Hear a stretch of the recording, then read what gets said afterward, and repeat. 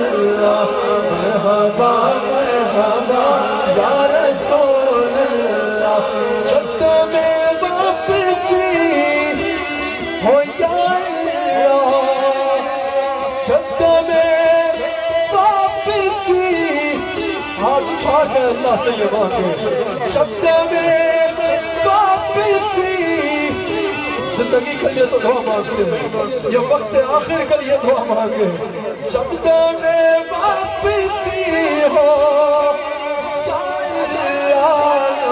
ہو لا الہ الا اللہ شبد میں واپسی ہو یا اللہ ہو لا الہ الا اللہ محمد میرے رسول اللہ ہو لا الہ الا اللہ محمد میرے رسول اللہ ہو لا الہ الا اللہ شبدوں میں واپسی ہو یا اللہ ہو لا الہ الا اللہ محمد میرے رسول اللہ رب صلی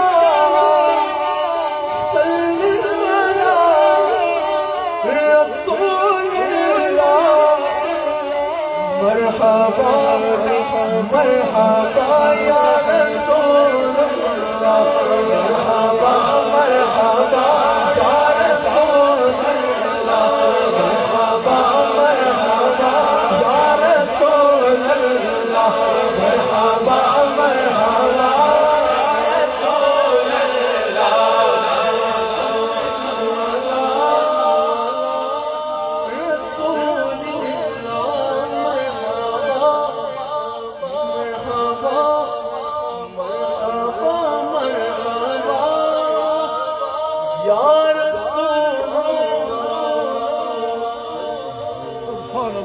سبحان اللہ اللہم زد فزد اللہم زد فزد اللہم زد فزد سبحان اللہ سبحان اللہ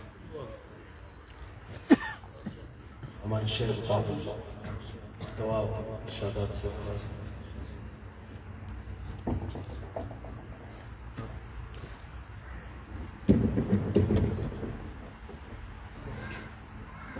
الحمدللہ اس کا فضل اس کا کرم کہ ہمیں یہ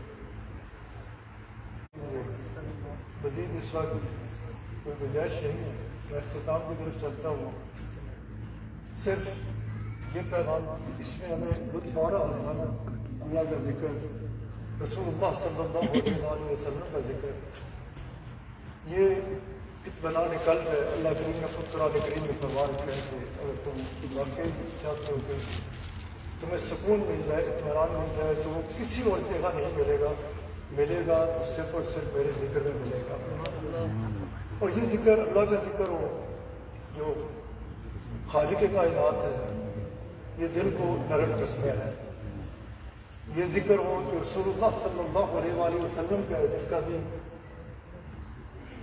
قبلہ صاحب بڑے خوبصورتی سے رحمت کا ذکر فرما رہے تھے یہ بھی دلوں میں نرمی لاتا ہے آج انتہائی دکھی دل کے ساتھ پچھلے 2-4 دن کبھی رات کو کسی جگہ کبھی کسی جگہ کہ اللہ نہ کرے کہ یہ